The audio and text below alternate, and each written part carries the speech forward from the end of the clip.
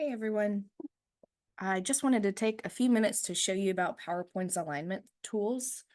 I do have a helper a helper with me today. Yeah. Avery's gonna help me show you about the PowerPoint alignment tools. So here I am in PowerPoint. What I'm going to show you works for basically any object that you have in PowerPoint. So it could be a text box. Sorry, ignore that for right now. I'm just mixing things up. So it could be a text box like this. It could be an image of Avery. It could be shapes that you've inserted from the Insert Shapes menu. And so what we're talking about is getting these shapes to exactly the position that we want. So a lot of times when I see a good use for this is when you're making a poster. What's wrong, honey? When you're making a poster and you want all of your headers to be perfectly aligned. So let's just pretend for a minute that I have a series of section headers right here. And I want them to be perfectly aligned in this column.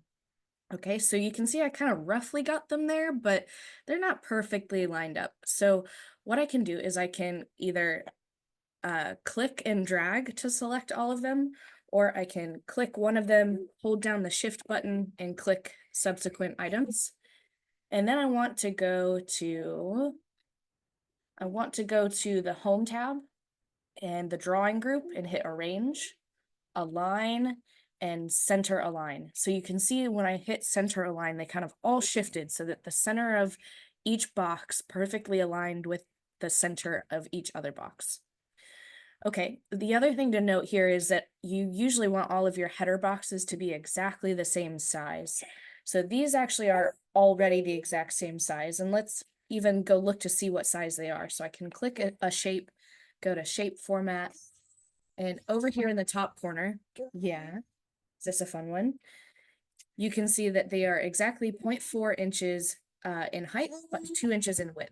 So let's say I've got content under each of these, but my mean professor said, I want another section.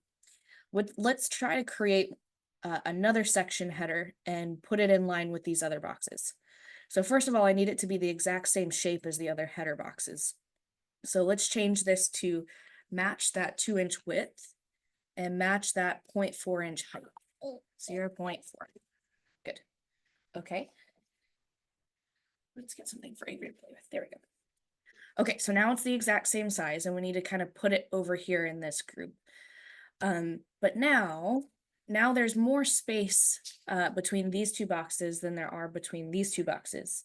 So let's say maybe we want all of these boxes to have the exact same amount of space between them.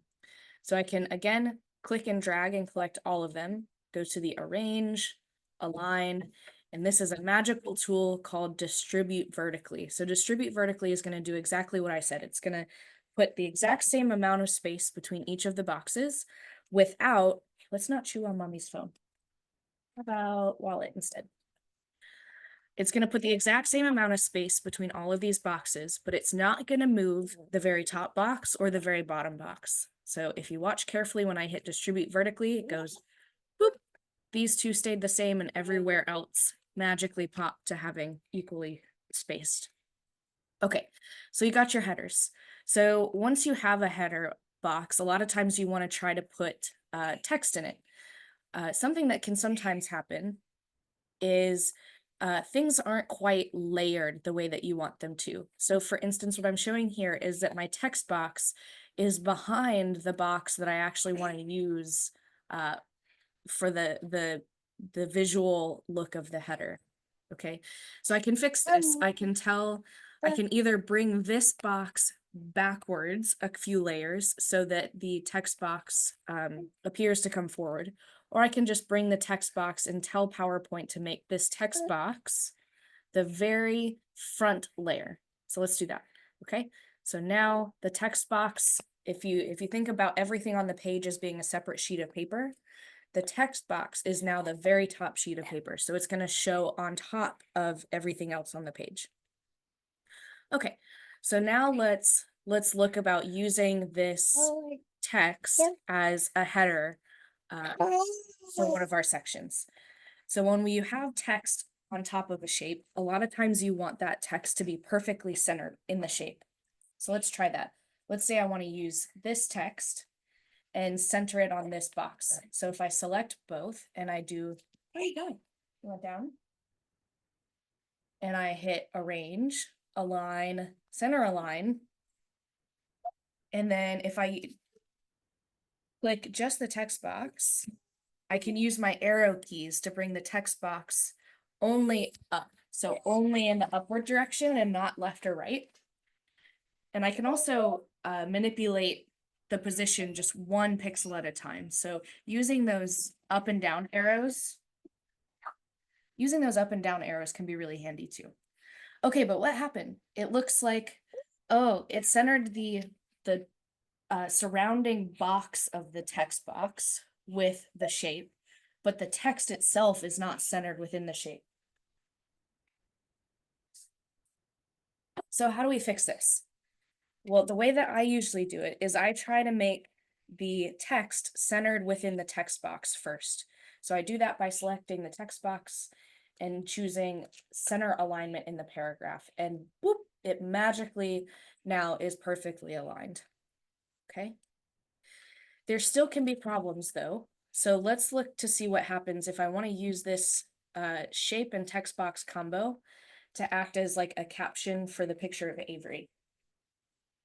If I try to do this right now, I could select both of these objects, right click and hit group, which treats them as a single object, which can be really nice if you have certain things perfectly aligned the way that you want them to, and you don't plan to edit them again, then you can treat them as a single object and then just click and drag and they behave nicely. So one way you might do this is we might treat all of these all of these headers as a single object.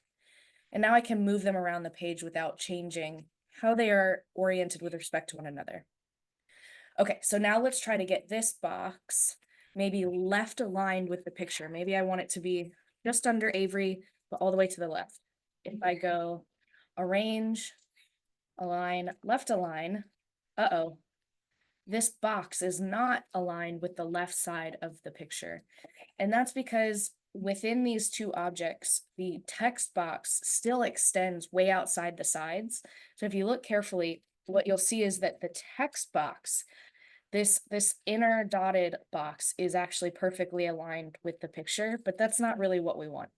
So what we can do is we can actually make the text box narrower, and that's going to make us need to realign these two things. So I'm going to shift click them again, and I'm going to do center align.